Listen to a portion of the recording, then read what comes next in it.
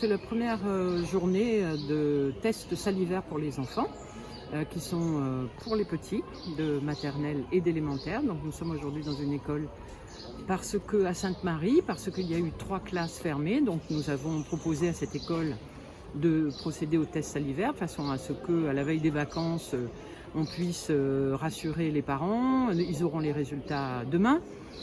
Les enfants qui sont présents à l'école sont testés. Les enfants qui sont isolés, bien sûr, ne sont pas à l'école, donc ils seront testés par d'autres moyens, mais ils ne sont pas à l'école aujourd'hui, bien entendu. Ce test est gratuit, il est proposé par l'Éducation nationale. C'est un partenariat avec un laboratoire. Nous avons besoin d'un laboratoire. Il est très simple pour les enfants parce qu'ils crachent.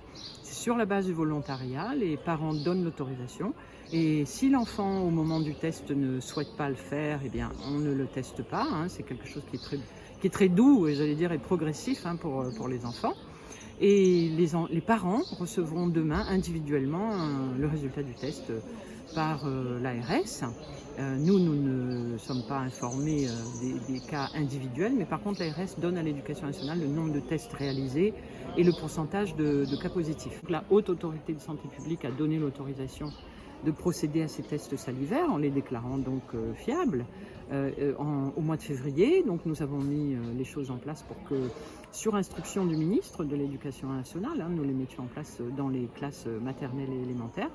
Donc pour nous, bien sûr, ces tests sont fiables et surtout ils sont faciles et pratiques pour les petits. Et ça nous permettra de mesurer plus rapidement sur les petits l'impact du virus. C'est ça que nous recherchons aussi. Nous allons profiter des vacances scolaires pour constituer un planning de montée en charge avec un nombre de tests objectifs, on va dire, sachant qu'on n'interviendra pas dans toutes les écoles de l'île et de l'académie, mais sur un certain nombre de critères. Alors, les critères sont quelles sont les écoles où on a isolé le plus d'enfants, où l'ARS a isolé le plus d'enfants. Deuxièmement, quelles sont les disponibilités des laboratoires, parce qu'on a besoin d'un laboratoire. Ce ne sont pas les personnels de l'Éducation nationale qui font ces tests.